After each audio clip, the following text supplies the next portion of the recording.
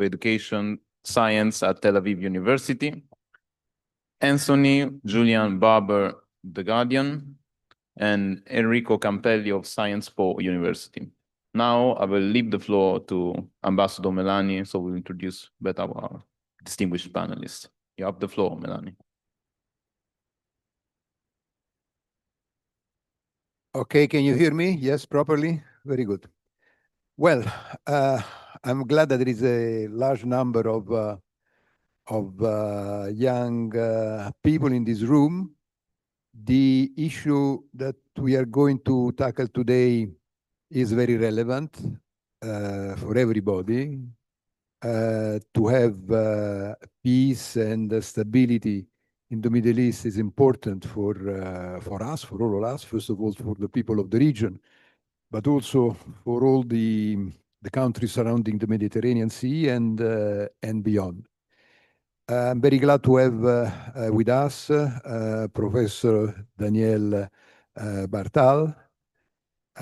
He's an historian, and he has worked a lot in the promotion also of peace in the area, the peace between Israel and Palestine. And also the other people who are here are acquainted with the situation in the region. And we are in a very particular moment where we have seen what has happened after the 7th of October, the Israeli reactions to this event, how then the international community at various levels has tried and is trying to, first of all, have an end of the hostilities. Hostilities will be very, very costly, especially for the Palestinian population, after the horrific terrorist attack of the 7th of October. And there has been several actors involved in that. Now we have this plan proposed by President Trump in agreement with Arab countries. There was before the New York Declaration, in which European and Arab countries were involved, proposing a kind of roadmap to go to peace. But the specific object of this conversation today is about Israel, its internal situation, its contradictions within itself, and also as far as its relations with the region are concerned. Since the last taking of the responsibility of the government by Netanyahu, we have seen that there has been a consolidation of a position which refused to have the perspective of a Palestinian state. Of course, to have a Palestinian state now is more and more difficult because of the situation existing in the occupied territories, especially in the West Bank, while in Gaza there is a very fragile ceasefire with violations of this ceasefire by both sides, and with the real dangers of a reactivation of hostilities. We have seen that just yesterday, the Knesset, the parliament of Israel, has voted in favor of the annexation of the West Bank. And this is a negative development. Apparently, the United States are not happy about it. They made pressure on Israel in order to arrive to what has been agreed and decided. But now we see that perhaps the pressure to be exercised should be greater. Of course, on the other side, we have the Arabs, that they have to make their job with Hamas. The agreement are that Hamas should be disarmed, and there should not be a role of Hamas in the governing of Gaza. This is a situation which is controversial. So we will see what will happen. So on these, on all these things, I would like to give first of all the floor to Anthony Julian Barber, who I think is of the Guardian. You know that the Guardian is a British newspaper. Completely wrong. This is wrong. Okay, so he will explain. I remember in fact that he was with The Economist. Am I correct? Not even. Okay, so he will explain better than me and better than what is on the panel, who is what is doing. What I can say is that from what I understand, he has been, he knows the Israeli situation, the situation of the region. Therefore, he will be able, first of all, to explain himself who he is, and then tell us his views about the internal situation in Israel, how it is, it has developed and it can develop, and on the regional consequences of that. Please. Right. Well, for any of you who were here at the event I was moderating yesterday, I did explain. So I'm Tony Barber, and I worked for a long time at the Financial Times, and before that at Reuters news agency. Anyway, yes, I will focus on the internal situation of Israel mostly. And I'd like to start by recalling a very wise remark which Henry Kissinger, the former US Secretary of State and National Security Advisor, made in 1976. He said, Israel doesn't have a foreign policy, it only has a domestic one. This was a very insightful remark, and it pretty much holds true today as well, as we will understand just by going back to the event yesterday, which my colleague referred to in his opening remarks, the vote in the Knesset. This was a committee vote to extend Israeli sovereignty over the West Bank. It doesn't mean this is yet law. The proposal has to go through a few more stages, if indeed that happens. The vote was close. It was 25 votes to 24. That indicates how divisive this question is in domestic Israeli politics. Equally interesting, though, was another initiative. This was, by the way, that bill on sovereignty over the West Bank was put forward as a private member's bill by an ultra-conservative member. It wasn't the officially sponsored, an officially sponsored government bill.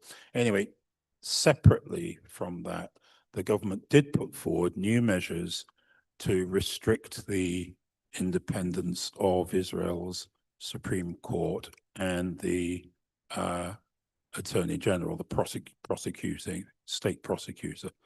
And this is interesting because if the first measure, the one concerning the West Bank, was about Israel's external policy, if you like, the measure concerning the restriction of judicial independence was a purely domestic measure, and yet the two go hand in hand. Why is this? It's because of long-term political trends in Israel dating to the early 1990s that reflect long-term social change. What do I mean by that? Well, in the first place, although there are definitely some characteristics of politics and society unique to Israel, in other respects, trends over the last 30 years or so have run parallel to trends in Western democracies, in Europe, particularly Europe and the United States.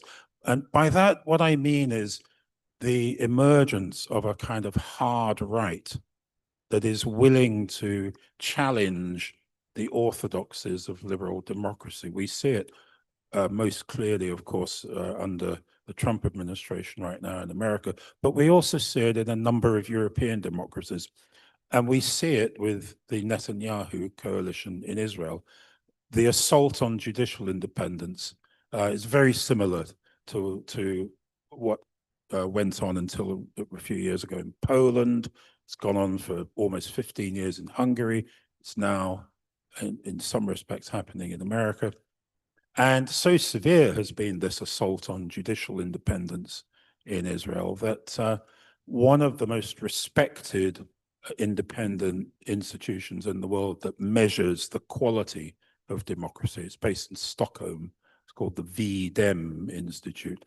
In last year, actually downgraded Israel from being a liberal democracy to being what it calls a electoral democracy, by which it means elections are free, but it doesn't meet the standards of a proper liberal democracy in terms of a truly independent judiciary free from political pressure. I mention this because this institute in Stockholm, I personally, I think it's pretty much the best measure of these things, so it's worth paying attention to that. What are these longer-term trends that I'm talking about? Well, after the end of the Cold War, there was large-scale immigration into Israel of Jews from the collapsed Soviet Union. That's to say, mainly Russian Jews, some Ukrainian Jews. And this, over time, contributed to a redefinition of the right, the conservative right in Israel. It acquired a harsher tone. It started focusing more on expansion of settlements in occupied areas rather than pursuing a peace settlement with a long-term solution to the Palestinian question. And this evolution of the right got stronger and stronger and stronger the closer we moved towards the present day. And of course, it got an extra boost from the outbreak of the war in Gaza 2 years ago, to the point where, as we now see, there are open calls for the complete annexation of the West Bank, which you wouldn't have heard to the same degree probably even 10 years ago, but you certainly not 20 years ago, but you do now.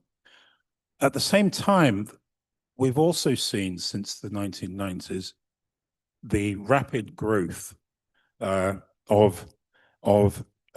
the ultra-Orthodox Jewish community, the Haredi.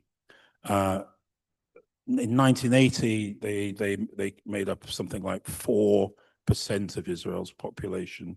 It's now about 14%.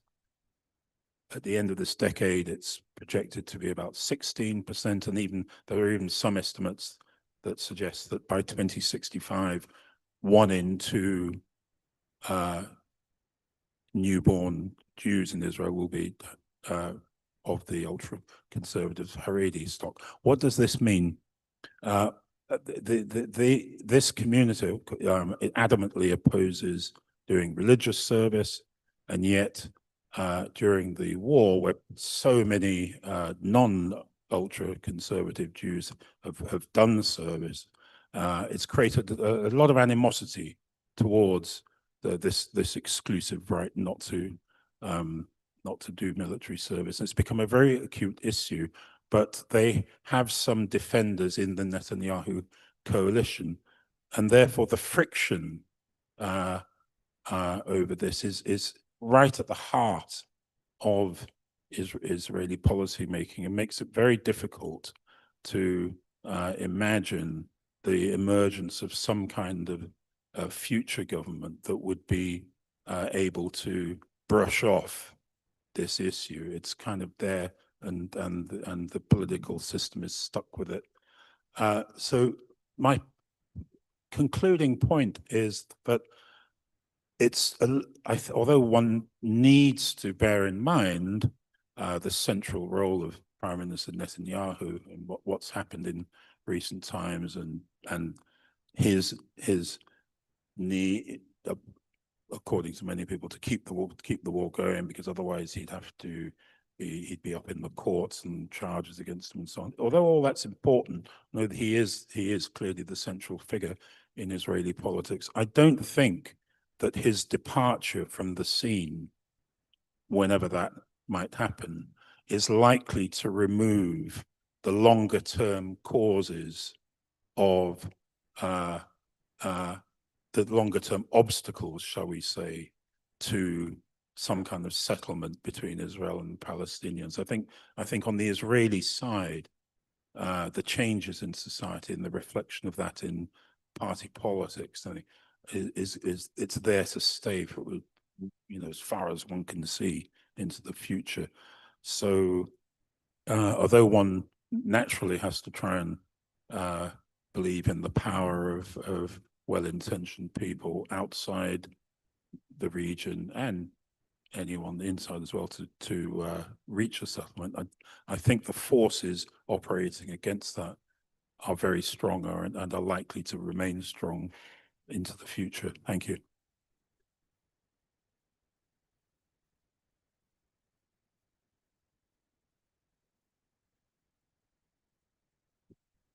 You put right the fact that a democracy and the rule of law has an essential element in the role of judiciary. And when judiciary is under attack, it means that democracy is in danger. As you have just said, it is not only in Israel that this is happening, but also in a number of European countries. We see it very much in the United States. And I think that in order to protect democracy, the protection of the judiciary is essential. And also, we have seen that the judiciary in Israel has also played in several moments an important role in mitigating certain actions which were conducted on the Palestinian, especially in occupied territories, but also elsewhere. You have also important what you said about the change which took place within the population of Israel, the different ways of migrations. Before, those coming from Arab countries, which in some way also started to change the setup, the demographic setup of Israel.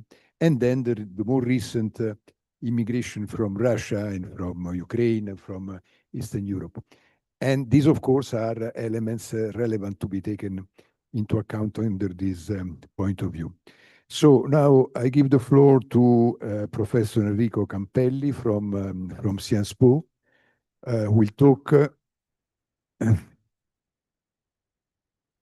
will talk in particular to the institutional internal situation of Israel. Okay, so first of all, thank you for spending the time to be here. Thank to the Centro Studi Americani for organizing this event. Now, it is not the easiest time to talk about Israel. It's not, and I think this is an important point of the conversation to start. And because it's not the easiest time to talk about Israel, I think it's fundamental to talk about Israel. I think it is, there is a sort, at least in the Italian debate, there is a sort of a blackout when we talk about Israel. We do know nothing about Israel. We define Israel as just through the lens of its foreign policy.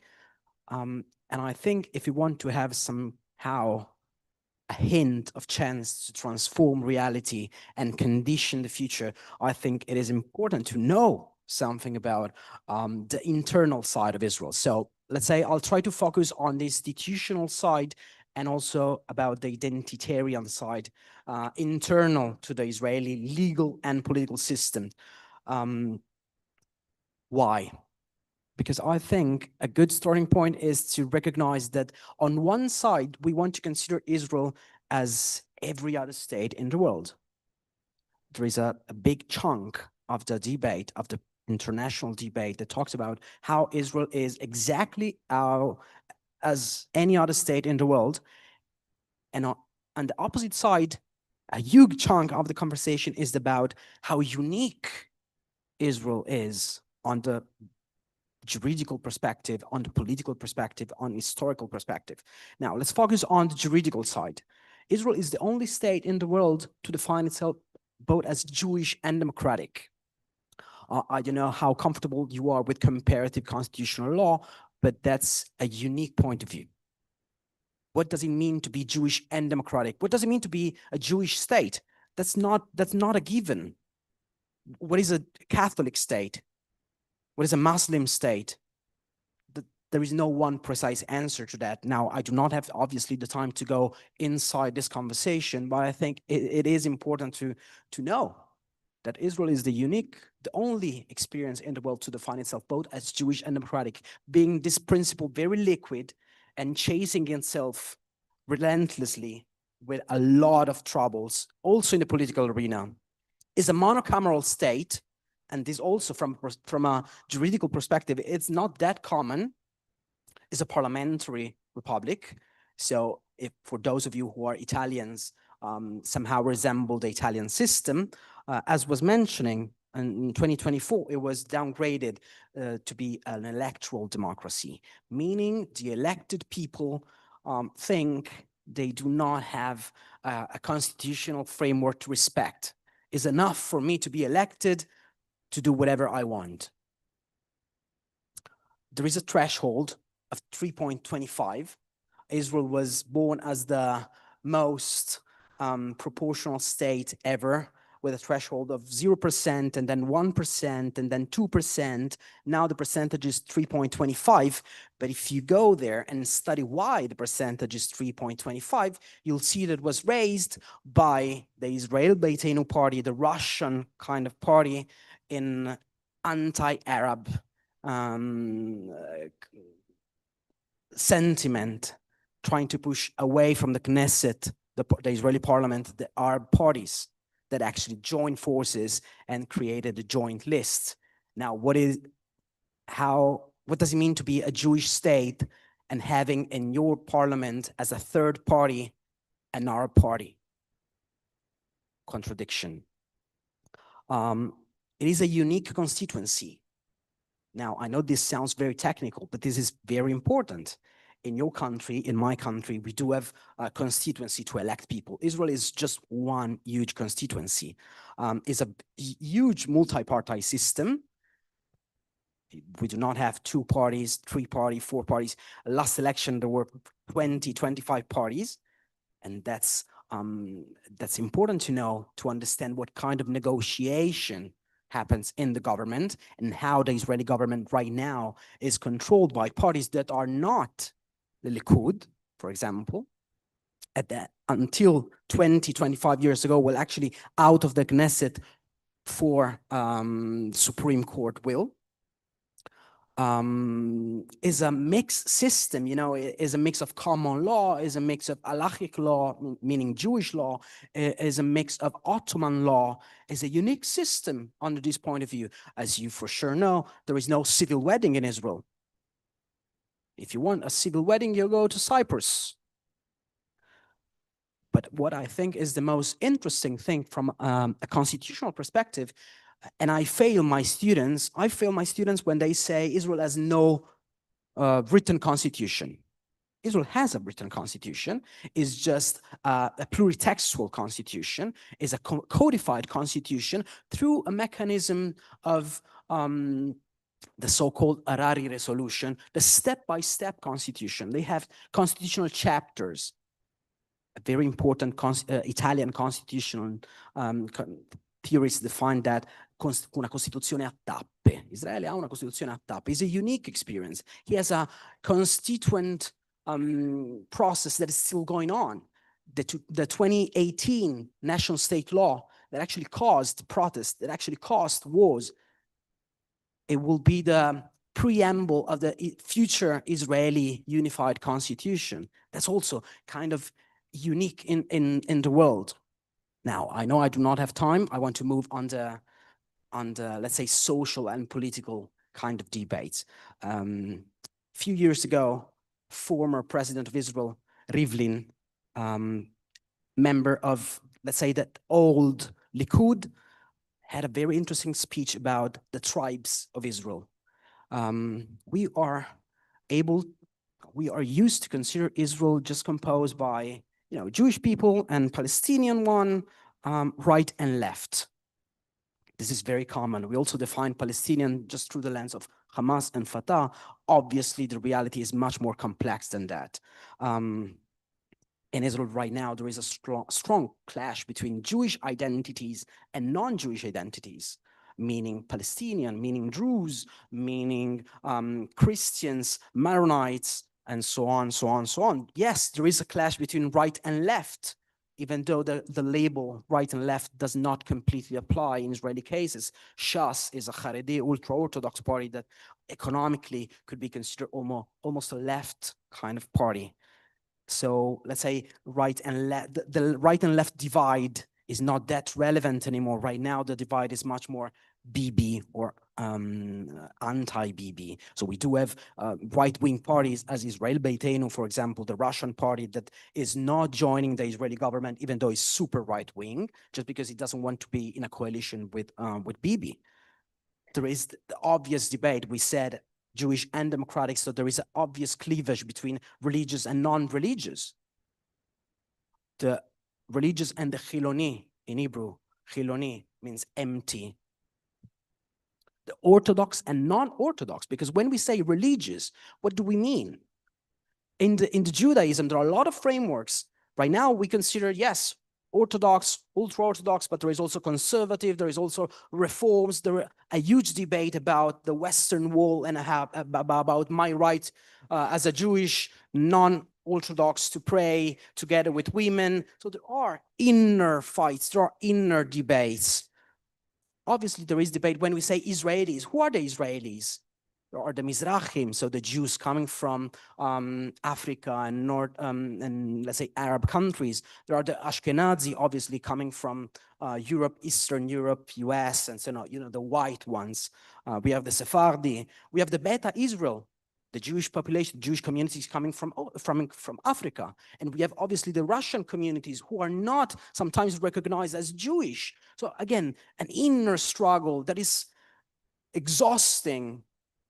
Israeli realities is far way complex than what is represented, and this kind of fights, this kind of struggle is well represented in how divided the Knesset is, and why we can talk in Israel about the opposition, but we talk about the oppositions, and why we had government that was not coherent and was called just the Rak Lo Bibi. Please, just not Bibi. So a collection of parties that had in mind just to be anti-Bibi. We have obviously difference of income. If you live in Tel Aviv and if you live in Ashdod, then you're probably having two different lives. Let me tell you something, it's very hard to refuse to serve in the army if you can pay, if you can sustain, you're not having a job for quite a long time. If you go in Israel in a job interview, the first question is, where do you serve? If you do not serve, then you might have a problem finding a job. So the decision not to serve should be economically sustainable. We have a cleavage between people who live in cities and people who live in kibbutzim, in moshavim. If you go in Tel Aviv and just see Tel Aviv, an Israeli may say, well, you didn't see Israel. You saw Medinat Tel Aviv, the state of Tel Aviv, because Tel Aviv is very different from Ashdod, from Nahariya in the north, next to the border of Lebanon, or Ashdod, that you probably know for the flotilla. So we do have clashes. We have the clashes between who is serving in the army. Ultra-Orthodox are now not serving in the army. They are receiving money from the state. So again, there is this debate about the tribes of Israel growing far and far away from each other. And right now, and I'm going to conclude with this, there is a growing movement. The situation right now is changing. If there is something positive about what is happening now, is that there is a window of change right now. There are people, young people especially, having conversation about new conception of Zionism. What does it mean to be Zionist right now? Post-Zionist, anti-Zionist, I-Zionist. There is a strong debate about occupation right now. There is a strong polarization. Young people in Israel are getting more and more on the right wing. But yes, there is also a growing movement of people refuse to serve, having a conscience about what's happening in the West Bank, what will be the future of a country that wants to define itself both as Jewish and democratic. Right now, I think it is a sad moment because we are as far from the one-state solution and from the two-state solution. If you are familiar with, I don't know how to say in English, I porcospini. How do you say in English porcospini? I have no idea. The animal. Okay, no problem. I'll skip that. There is a need for a separation, but we need to understand that the future of these two peoples are completely intertwined. And in order to understand that, we need to understand how the Israeli society is permeated by internal struggle far away than what we consider, far away from what we know. So I'm very happy to be in this conversation. And I want this conversation, I'd like the conversation to be a starting point in getting to know a reality that we need to change. We cannot change it if we don't know everything that is going on there. So I'm going to stop here. If you do have a question, that would be fantastic. Thank you.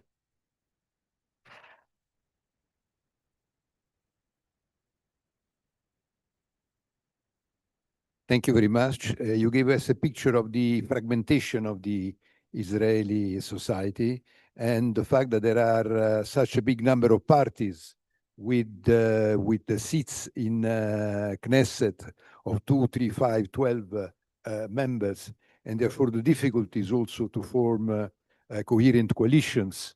This is, in fact, a problem also in dealing both with internal issues, the main that you have mentioned, and also now to deal in the region, because this fragmentation is indicating also the different views of what should be the role of Israel in the region and in the relations with its neighbors. So I give now the floor to Dr. Germano Dottori, who is a scientific advisor of Limes. Limes, perhaps you know, is an important journal dealing with geopolitics and international affairs. So please, you have the floor.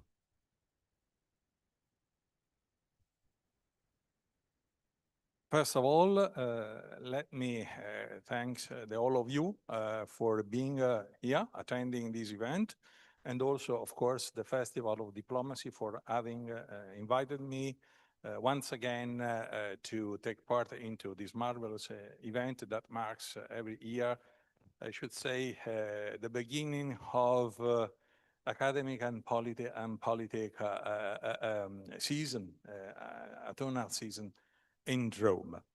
I would like to add something different. I have something different to put on this floor because, of course, we have just listened to very, very interesting remarks about the domestic politics of Israel. And I think that what is still missing into this framework is the geopolitical reality in which Israel is placed. And is this that I want to address. I want to start from this departing point. A few days ago, 2 or 3 days ago, I've been not far from here to watch a wonderful movie that I would like to recommend you to watch. We Will Dance Again. It's something that shows what really happened in Israel on October the 7th from a very ground perspective, the point of view of a couple of persons that survived and the way they survive, how they managed to survive. Why I tell you that? Because in my opinion, we cannot talk about the Israeli democracy as it was a democracy like the others. To put it simple, Israel is a democracy at war that faces from its very beginning an existential threat. Israel is in a way the fulfillment of an utopia to restore a Jewish community with a state where there was none since a couple of millennia. they managed even to restore an ancient ancestral language. Like if we in Italy, we were able and willing to restore Latin to our society, something that was absolutely absurd. Also because Italy, the present Italy, the current Italy, has nothing to do with the Roman Empire that was on this land a couple of millennia ago. So when we think about the Israeli democracy, we should think about a democracy which is at war. And to be at war means that you need compromises. Sometimes there is an interest to the survival of the state that dictates policies. And this is precisely the case of Israel. And in this very moment, what Israel has to face is a completely hostile environment, despite the state tried successfully to, to split the de facto coalition of powers opposing to its very existence. Of course, the United States of America played a very crucial role in this, because first at Camp David, and more recently with the 4 Abraham agreements brokered by President Trump, the number of the enemies has formally shrunk. There is less adversaries to cope with and to face, but others are still on the ground. And I think that the existential threat before Israel won't fade away until there is countries whose very political legitimacy is based on the struggle to wipe Israel out of the map. To those who don't understand, I'm talking about Iran and its allies. This is the problem. And Hamas was instrumental, like the Hezbollah, the Lebanese Hezbollah, in this grand strategy conceived in Tehran to wipe out Israel. And still and again, going back to the movie, I was very much impressed by what a young girl told to those that were recording the movie. When I saw all around all these people and no members of the army defending us, I doubted that Israel was still sovereign. I suspected that Israel was conquered and destroyed. Think about. It's easy when you are an Italian citizen to think about a democracy without this big problem to defend yourself from people who is hostile to your very existence. And again, going back to October 7th, 1,200 Israelis killed in one single day. Proportion. It was like 8,000 Italians killed in a day. 8,000. Try to imagine the reaction of the Italian public if something like that occurred in a single day. 8,000 Italians killed by terrorists. Or even worse, 30,000, 35,000 Americans killed. 3,000 were enough on 9/11 to spark the global war on terror that was the driving factor of international politics at the beginning of this century. It was terrible. So what I wanted to tell all of you in this day and in this debate is this recommendation to take into your assessment also the external condition, and remembering that when you have as a aim, a target, to build in reality an utopia, you always face the problem to make it true. And of course, it's in the struggle between utopia and ground realities that contradictions appear. It's unavoidable. It's unavoidable. Perfection is not of this world. And I think there will be a long road still ahead before a democracy like we know.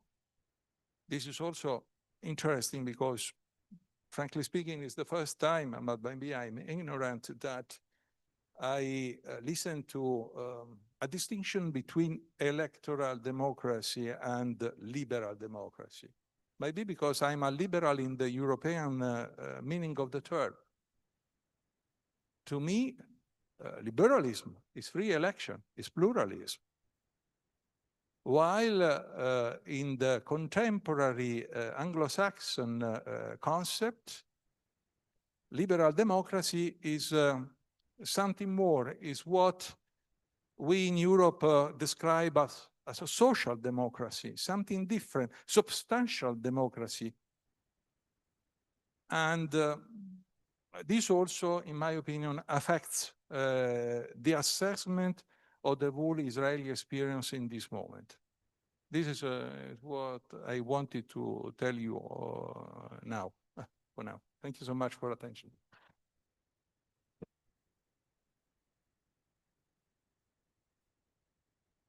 Thank you. I think that you touched two important points. One is the challenge for Israel to find its place in the region in a way that it can live in peace. I'm sorry? To get a recognition, I mean, to be a part of the region and not to be considered as something coming from outside and imposed to the region. So it is important that Israel works in this direction. It made steps forward in relevant before the peace with Egypt, then with Jordan, then the Abraham agreements and so on. But it is very important that in order to achieve this, the issue of its immediate neighbor, the Palestinian people, the Palestinian state, is solved, because otherwise the other countries of the region, even those who want to have relations with Israel because it is in their interest, because they want to have a kind of cooperation which can be functional to their visions of, especially I'm talking mainly about Saudi Arabia, the new leader of Saudi Arabia. They want to have a region in which there will be a development corresponding to what they intend to have, and which means relation with Israel, also relation with Iran. But in order to have this, the issue of Palestinians should be solved. The other point is about democracy. Of course, I mean, democracy is the one who is elected has to govern. But there is also check and balances. There is also the rule of the judiciary. And this is part of the liberal democracy.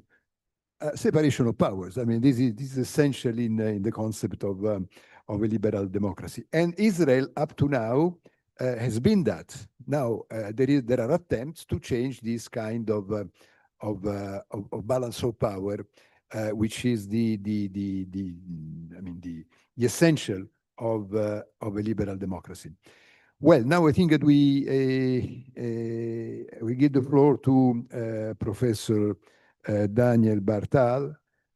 Is coming from Israel, is the one who is more, let's say, fit to tell us what is happening in Israel, what are its contradictions, how the Israeli society has evolved in previous decades, and what can be the perspectives also in consideration of its place in the region, which is, as has been said, Israeli democracy at war, and it is essential for its future to be a democracy which is living in peace with its neighbors.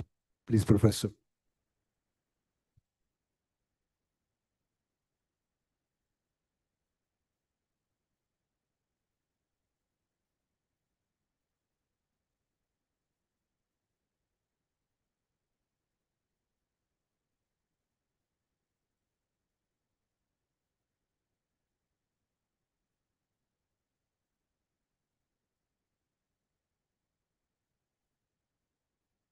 Thank you. Okay, it's a great honor to be invited to the festival, and I am very happy that I am here. But listening to some of the talks, I have to tell you a story. You know what is blind-eyed? Some people are born with blind eye, right? So they don't see in one eye, only with one. Some people learn to be blind-eyed, which means that they see only with one eye, don't want to see with the other eye, and on basis of one eye, what they see, they construct theories, vision, and this was the case of Professor Dorothy. He sees only one side. He doesn't see the other side. So I would like to correct a little bit what he said, not directly, but it's important for me because I come to you representing a small minority of Israelis who adhere to moral values, to justice, to peace. It's very important for them. They are minority. They have two eyes. They see what is going on in Israel all around. And you all know what happened on the 7th of October. It was a disaster, murderous attack where about 800 civilians and 70 foreigners were killed, murdered. 22 settlements were destroyed, some of them. 330 soldiers were killed. This is the beginning. Israel was in shock, unprepared. And then started revenge. 2 years. He didn't tell us 68,000 Palestinians were killed. 83% were civilians. 140,000 Palestinians were wounded. 30,000 orphans are in Palestinian society. Gaza was flattened. You know what? He calculated, I also want to calculate. If you add 67 to 140, it is like million Israelis would be killed or wounded. 5.6 million Italians would be killed and wounded. This is the proportion. This is genocide. According to all the criteria that I know, and Amnesty knows, and UN knows, the governments hide it. Don't talk about it. If you ask on average Israeli, they don't know. Because the television doesn't show, except one newspaper, Haaretz, that is brave enough. The government punishes because they are brave. 2 websites, report what is going on the other side. The average Israeli denies, rationalizes, is apathic, doesn't talk about genocide. And I came to here to talk about something very relevant, because I claim that genocide does not take place in a vacuum.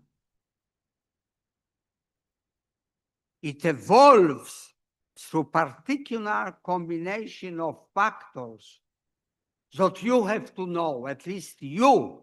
I am a scientist. I am not part of the government who propagates propaganda. I want to know truth, not peace. I want to know what did happen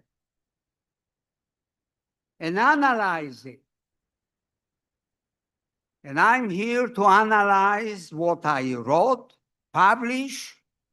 It goes through review journals, and you know, because you are in academia, it is read by reviewers, and only if they agree, then it is published. So I want to talk about the factors that contributed to this genocide. The first one is context. The Israeli-Palestinian conflict is one of the longest lasting conflicts today, extending over more than a century. It began in 19th century when the first waves of Jewish Zionists began to come in 1882. And it was the home of 450,000 Arabs and approximately 24,000 Jews. So you could imagine what did happen. The Zionist national movement held that the Jewish nation could only survive if masses of the Jewish nation could immigrate to the ancient homeland, establishing state within borders and realizing their aspiration for national recognition. So they wanted immigration. Before the Second War, most of the Jews did not accept this belief. Only minority waves of Jews immigrated second, third, fourth, because there were other ideas. There were ultra-Orthodox Jews and Orthodox who waited for Messiah. And they did not want to come to Holy Land until Messiah will come. There was another organization, very large one, Bund, which wanted to build a new Jewish and non-Jewish societies, socialist, communist, and they didn't come. The Arab inhabitants, meanwhile, sought to defend their status. They were majority, extreme majority. As a rightful population with political rights and cultural ties to the land. right? While maintaining its Arab and Muslim character. In contrast, Jewish immigration aimed to transform existing conditioning to purchasing, settling land, ultimately seeking to establish a Jewish homeland.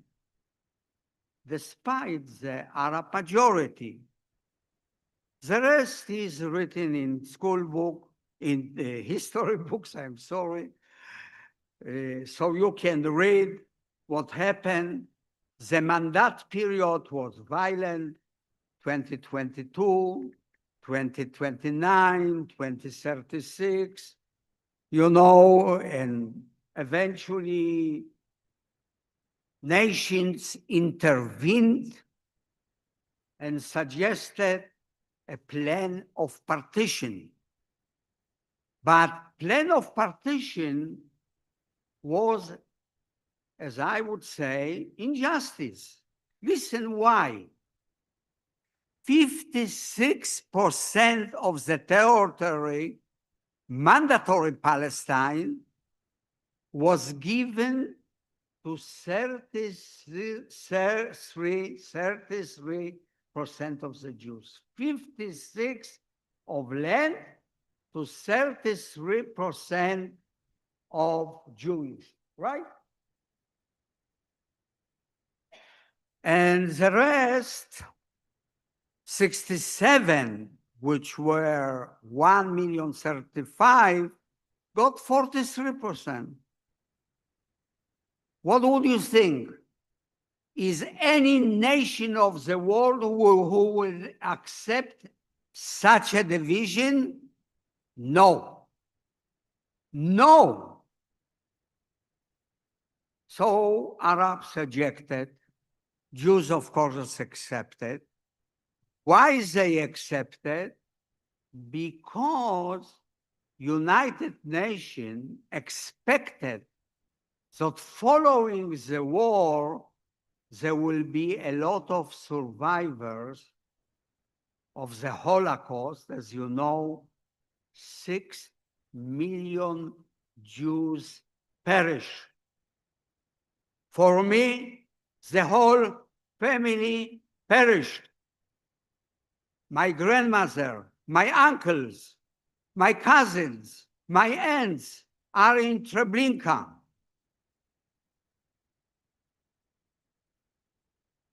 They didn't have the chance to immigrate. Only one sister out of 9 came back. So there was a war, Nakba. Arabs, Jews won the war. Arabs lost. So there was Nakba, 750,000 Arabs moved, expelled. 450 villages were destroyed. Israel extended even its territory by 22%. 1967 was another war. And from then we have 58 years of brutal occupation. Yes, it is brutal. Books were written about it. And even in this war, about 200,000 Palestinians were expelled, taking the advantage. And at the moment,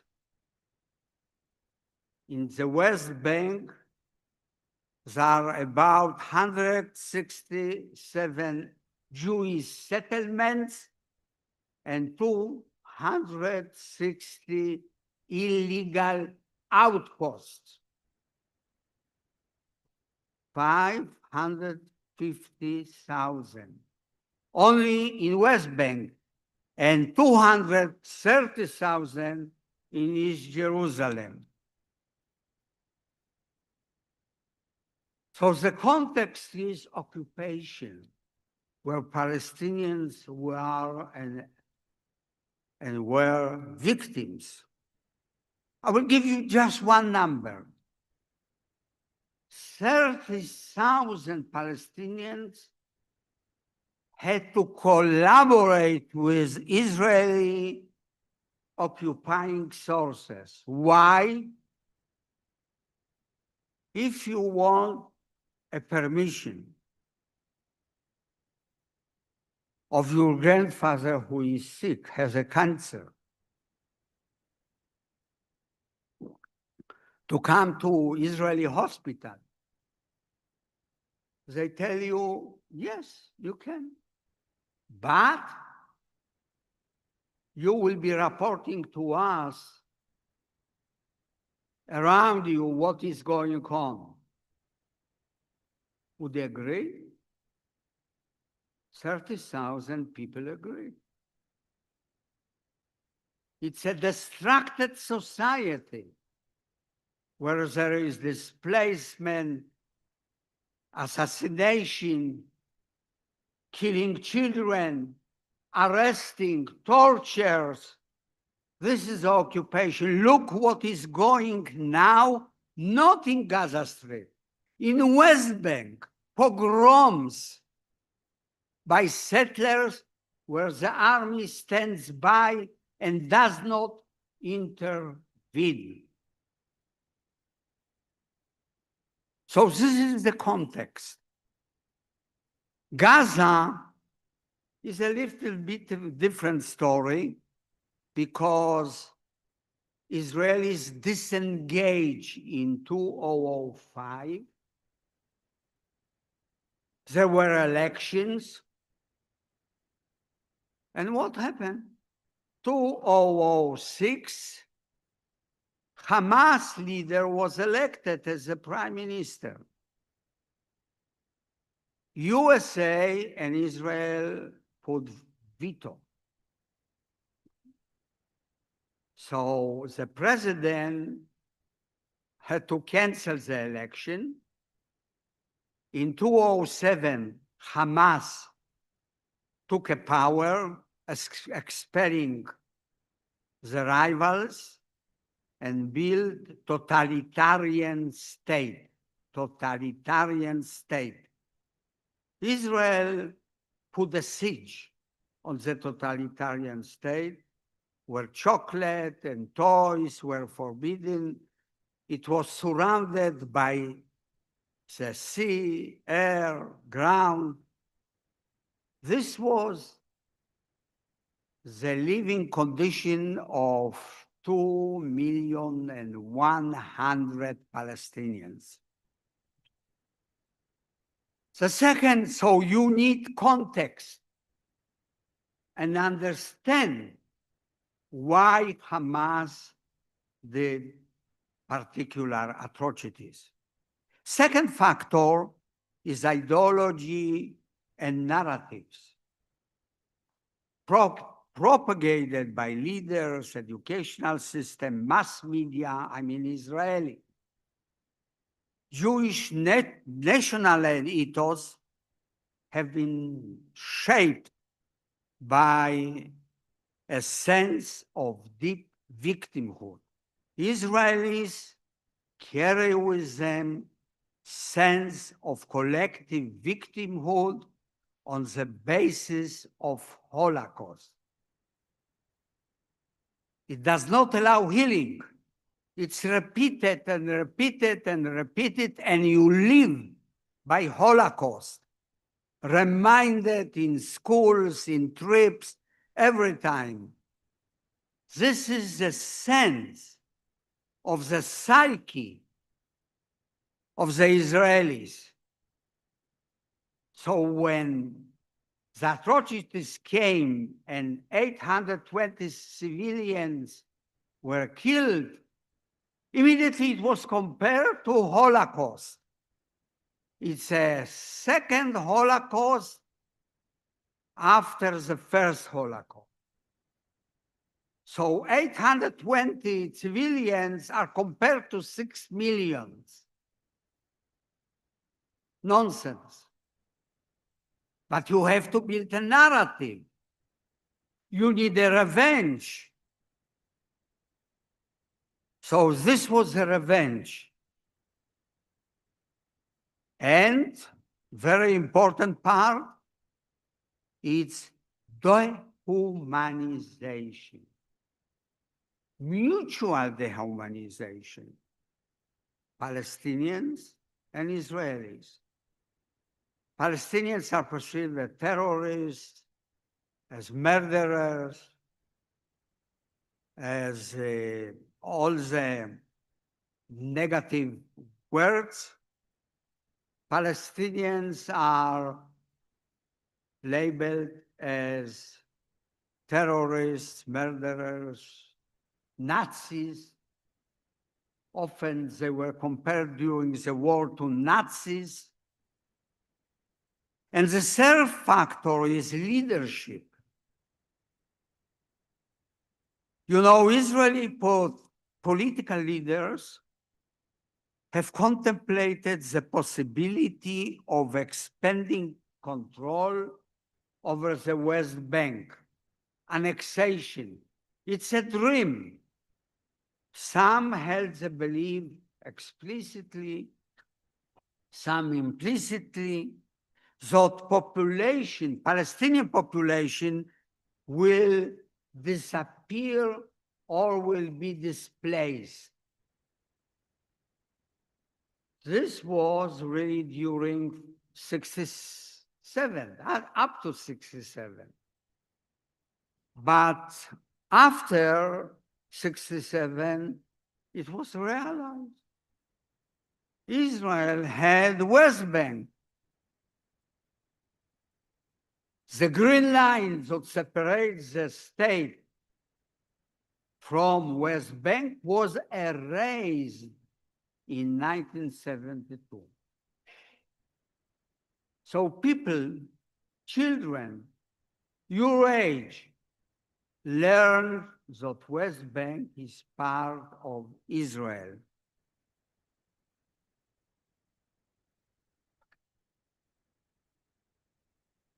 The next factor is that you need potent, obedient military. Who is carrying genocide? Netanyahu? Defense of minister? No. Soldiers.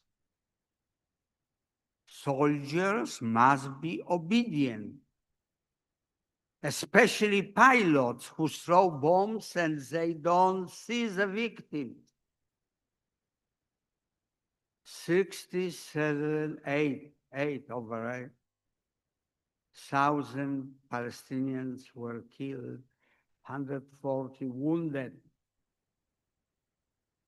And then there is a fifth factor, external support.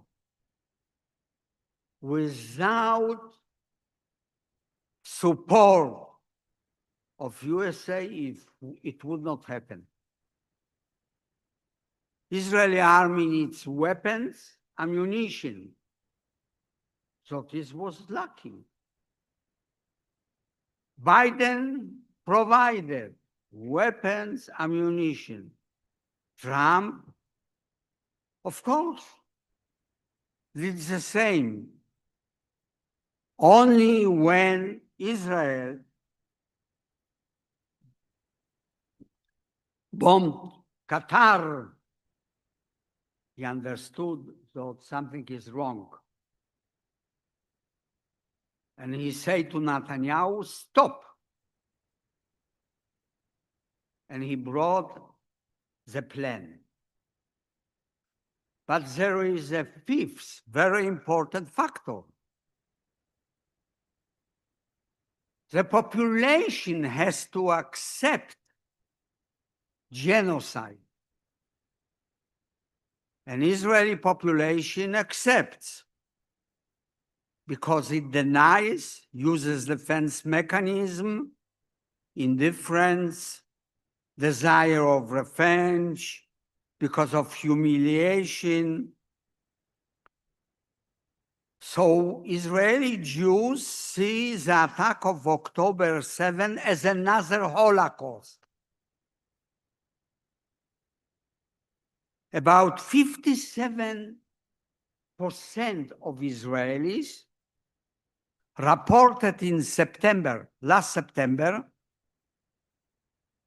that genocide can occur in coming years from Gaza. That's what they learn, narratives. So they are threatened. The combined attack of October 7 with Holocaust is a chosen trauma, which means representation of attack, and as a result of trauma, Israeli population, there is a lot of studies showing that Israelis are in trauma, but is perpetuated, propagated by the leadership. So it is chosen trauma, we call it. What I can say at the end, it's impossible to deny the genocide. The world knows, in spite of the fact that Israelis do not. The mark of Cain will remain with future generation of Israeli Jews. Because I predict that no Israeli government in near future will apologize for perpetrating this genocide. But we, you and I, citizens of this world, cannot be blind. We must struggle for morality, peace, and justice. This is our mission. You are young.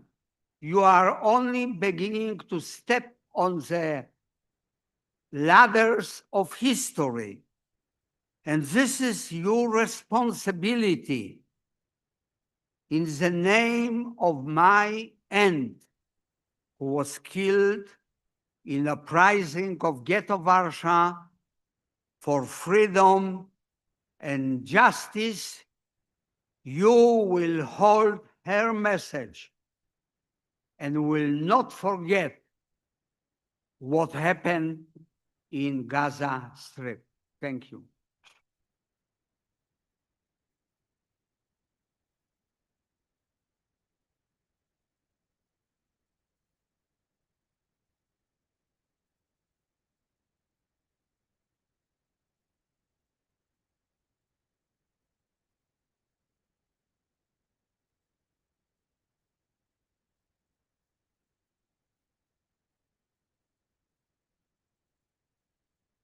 So thank you, Professor.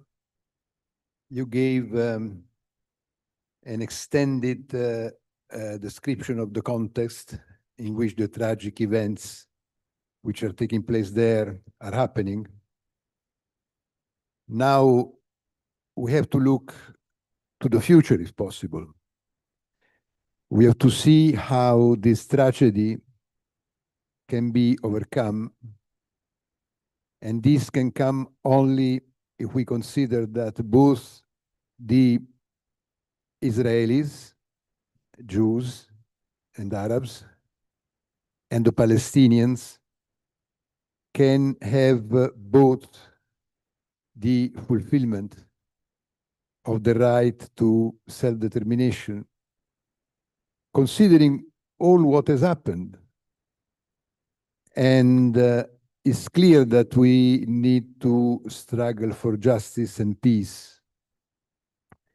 There has been an attempt to do so in the recent decades. At a certain moment, we were very close to the to find a solution. Then this has not happened for responsibilities which are on both sides. It is clear that what happened in Gaza is a massacre, is an action which have killed tens of thousands of people. Sorry, please. Now, Professor, please, both professor. We will have a second round so we can we can talk about it. Now, the issue of genocide is described in the International Convention about Genocide. There are many elements that you have described which can be considered a genocide. There is the International Court of Justice, which is taking all the elements in order to see if it is a genocide or not. Of course, we are free to call it as we want.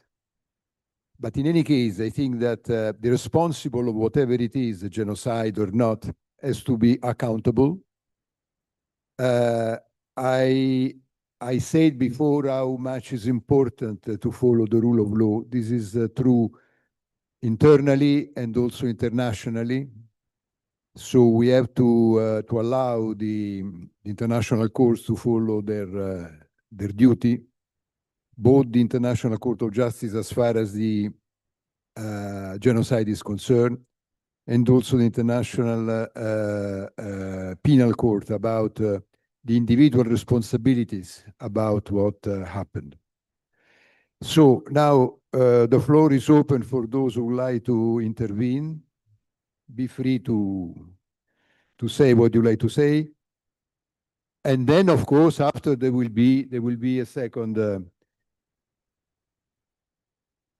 Well, okay, we have time up to 4:15. Therefore, because I presume that this room has to be. You have to go now.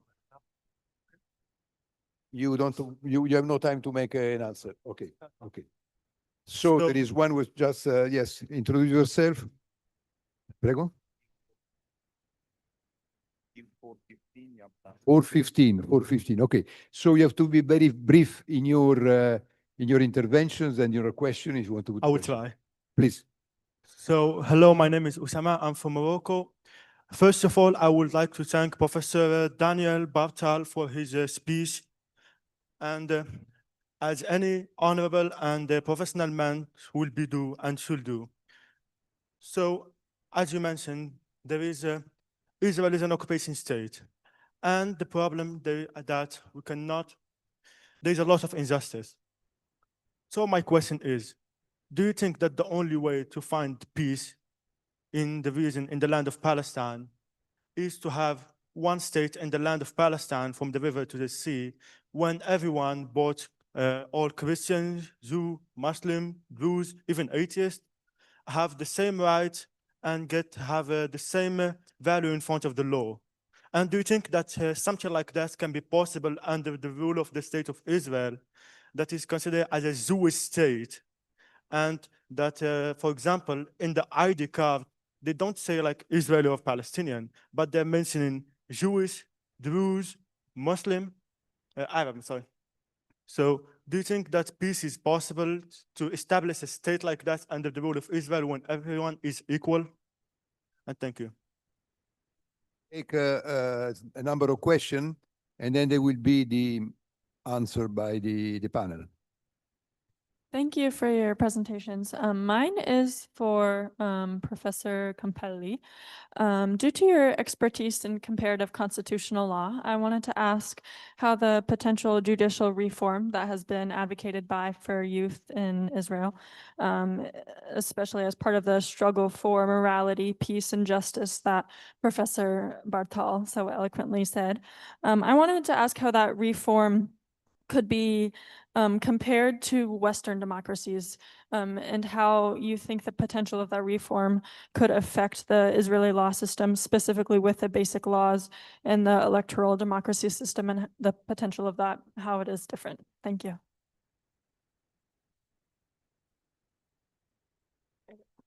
Hello, I'm Elisa and I'm from Italy. I have a question for Mr. Dottori. You described Israel as a democracy in war. Yes. But don't you think that a democratic state is tested as being a real democracy, especially when it's in war? So if it's a democracy, it should show that it is as such, especially during conflicts. And looking at how Israel has acted against international law and just against basic human rights, which are the core values of what a democracy is, don't you think that Israel cannot be described as such? Thank you. Another question? We are going to take only 2 further questions, then we stop. Good afternoon, everybody. My name is Emanuele, and I wanted to ask, sorry if my example would not be as elegant as the panel would require, but if I know that somebody's planning a terrorist attack on me and my family, and in preventing so I killed a whole building with all like 20 families, I would be rightly arrested because I went beyond the principle of self-defense.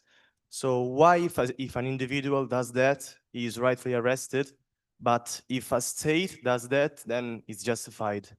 And another question, why does, like, the purpose of the state is to defend property, freedom, and life of its citizens? Why in the modern world, the state does the exact opposite many times, and the biggest threat to freedom, property, and life of citizens are states? Thank you very much. Question? If there is one, otherwise, okay.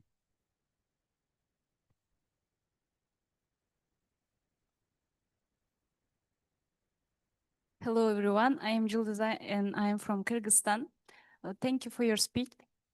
And my question for Professor Dottori. Imagine, it will be a very simple question. Imagine a 5-year-old boy comes to you and asks what genocide means. And how would you explain him that he will understand it, like really understand? Thank you.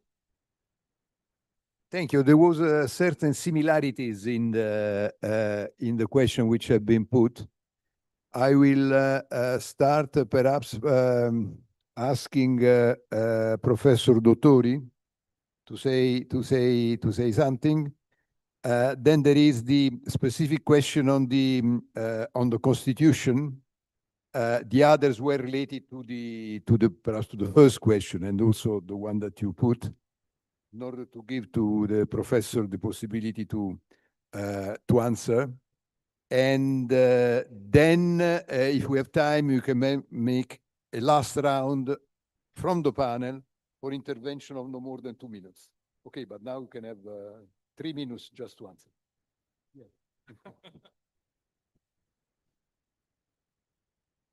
Thank you so much for the questions you put on the floor.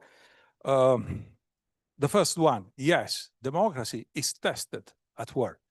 And each democracy, depending on its own constituency, in a way, answer in a different way to this problem. This has been true also for the United States after 9/11. Think about Guantanamo. Guantanamo was absolutely not normal for a democracy like the United States. This is. And time and again, 3,000 killed at the Twin Towers. How many deaths in revenge? Some calculation says more than 1 million across Afghanistan and Iraq. This is what happened. This is what happened. This is what happened. Second, it is more interesting what genocide is, according to me. Of course, I'm not a judge, I'm not a lawyer, I'm not an expert in international law. I deal with war. I came from the field of strategic studies, and I deal much more with security and defense than with justice. Justice, to me, is something even exotic in international relations. It's something utopistic we may aim for. But first there is peace, and peace has to be based on security, mutual security. This is the base. Of course, I adhere to the realism school of thought, and no one realist goes for the seizure of the moral high ground. We don't care about the moral high ground. We go for more concrete things that we can provide day after day to make people sure in their own homes. I think Professor Bartal has good argument, and they told me very important things, because even if you embrace realism, you must think about not only about the short term, which most of us do, but also medium term and long term, which is the most complicated exercise to do, especially when so brutal emotions are at stake. Genocide, what is this? It's to uproot people from the face of the earth, put these people in the condition to disappear. This is, and many nations in the history of the world disappeared because someone else says it, and in a way either assimilated or destroyed. It happens in history. It happens. It almost happened also to the Jewish people. And Israel was one of the results, to make the Jewish people safe and provide the Jewish people across the world a safe haven to go. This is what I wanted to tell to the both of you. There could be so many other things to say, because they are, how to say, very fundamental issues. Very fundamental issues.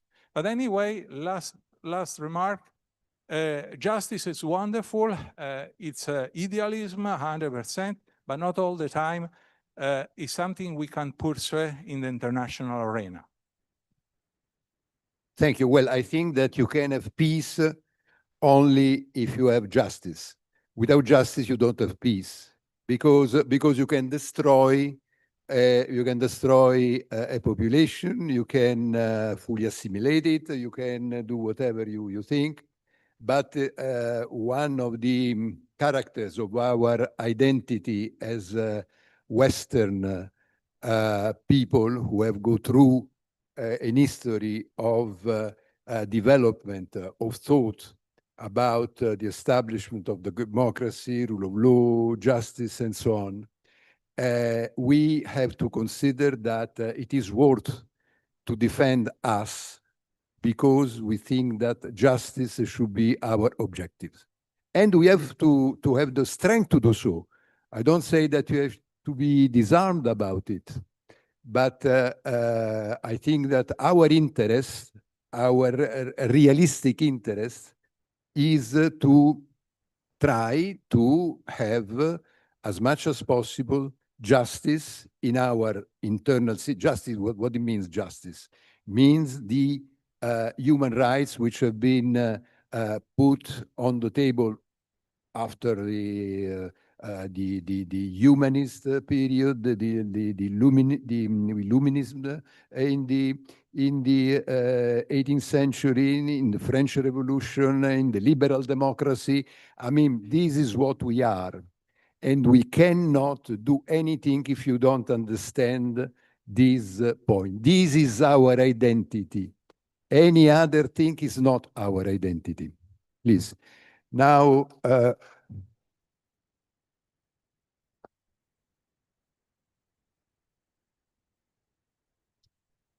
please, Professor, for this particular point which has been put. Okay, so thank you for the question. Judicial overall in Israel. Well, when I was a student, I remember being thought that rule of law in the world was actually going up.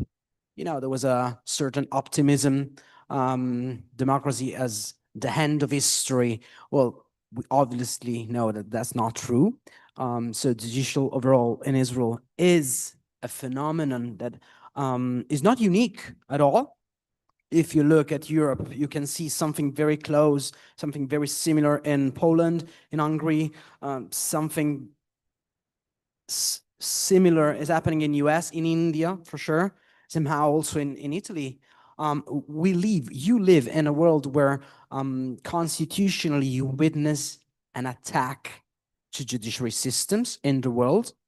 And this is particularly relevant in a polarized society as Israel, in a conflictual society as Israel. Israel has a very flexible constitution, meaning that just simple majority in the Knesset can change and alter, amend the constitution as they please. 61 out of 120, as we said, is a monocameral parliament. So such a reform that intended to compress the space for opposition, the space for intervention of the Supreme Court, the space for action for the general prosecutor, is not the beginning of what we call general degeneration, general regression of Israel.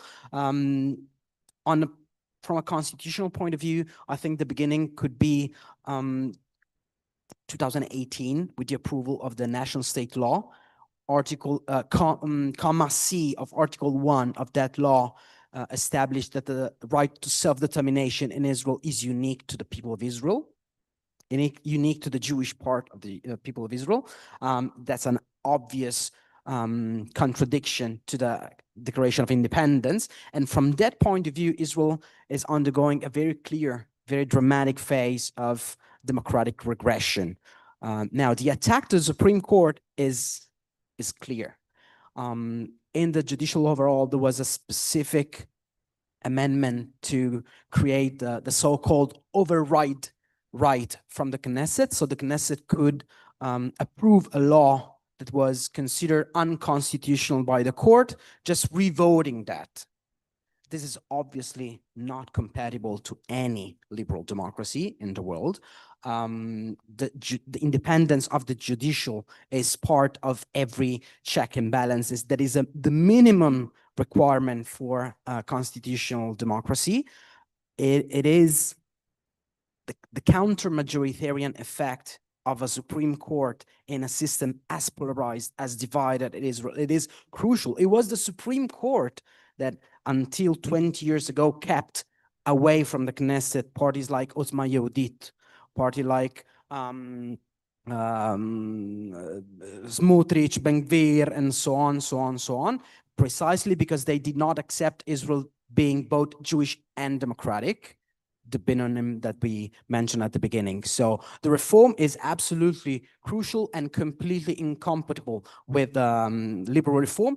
And it was important to mention, I'm concluding, that the court fought back in 1st of January 2024, fought back in the middle of the war, giving a strong sign and a sign again of an inner fight that we should really, really go deep into. Thank you. Thank you. Sorry to... We have really very little time now. And so I go back to the professor. There is a crucial question which has been put.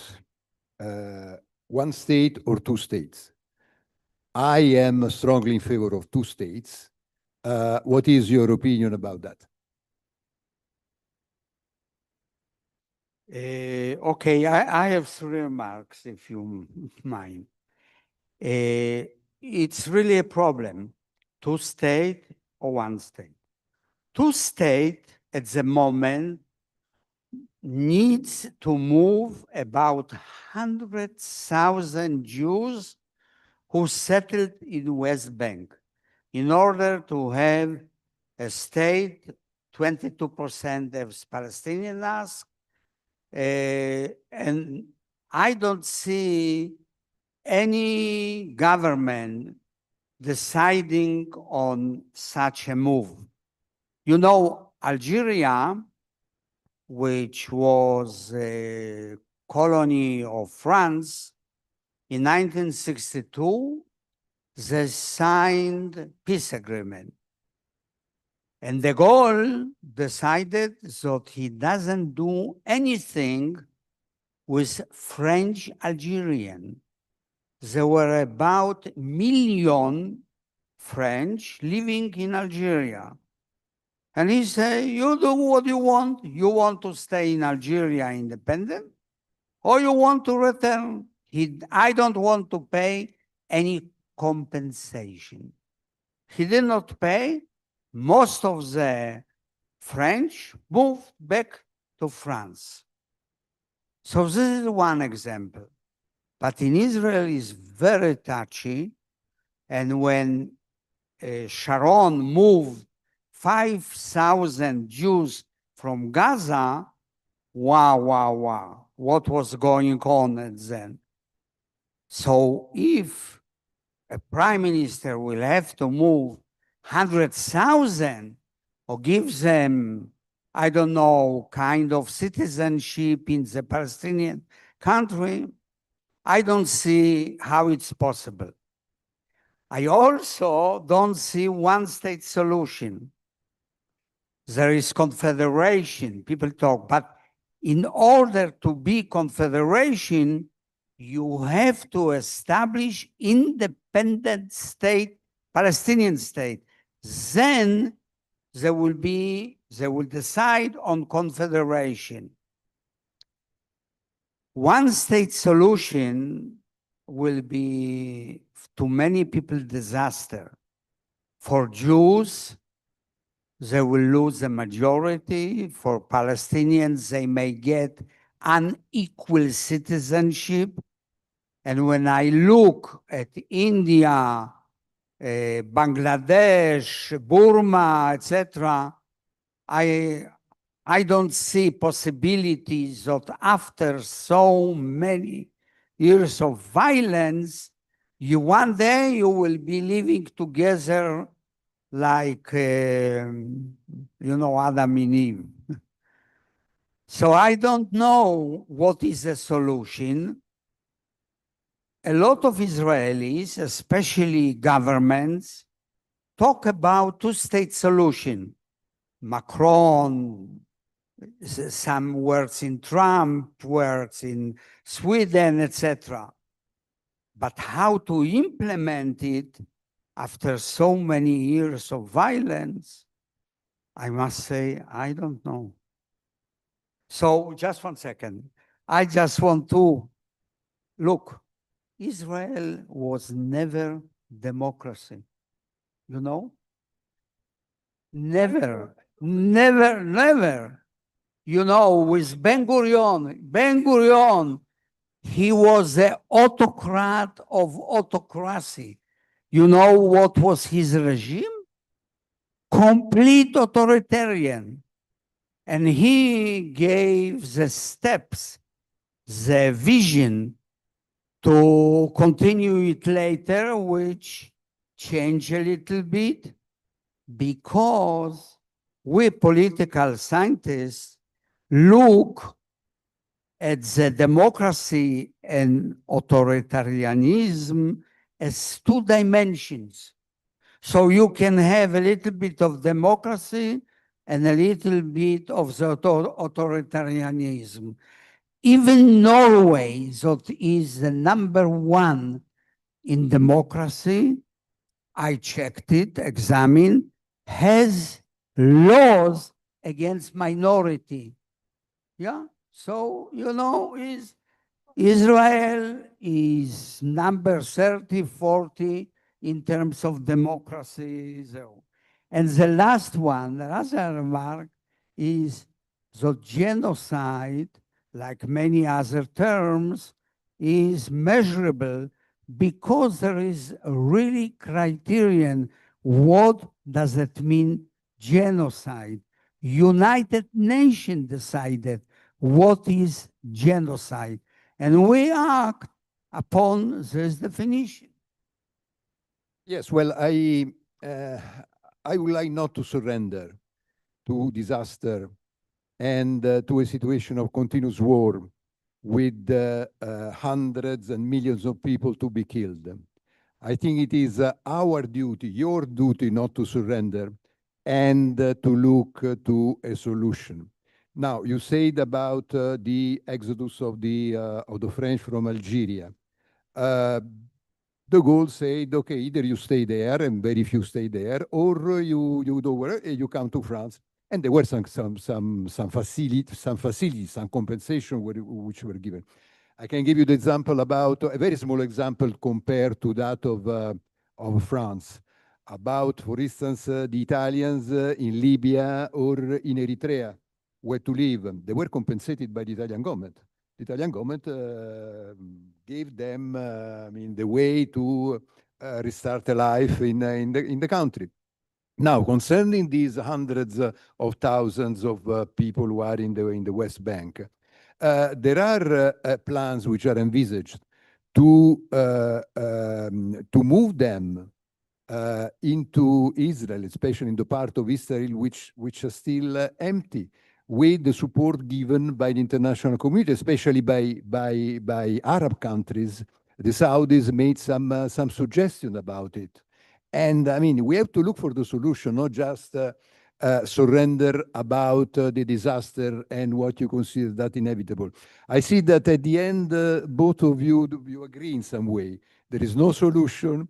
There is no solution. War will continue. People will be massacred because this is the reality. Well, I think that we have to change this reality, as it has been many times in history. We could overcome disaster because there was somebody who wanted to look forward. And I hope that you are going to look forward, and especially the people of Israel and Palestine will go forward. So we have to finish. Thank you very much, all of you, for being here. And thank you in particular for Professor.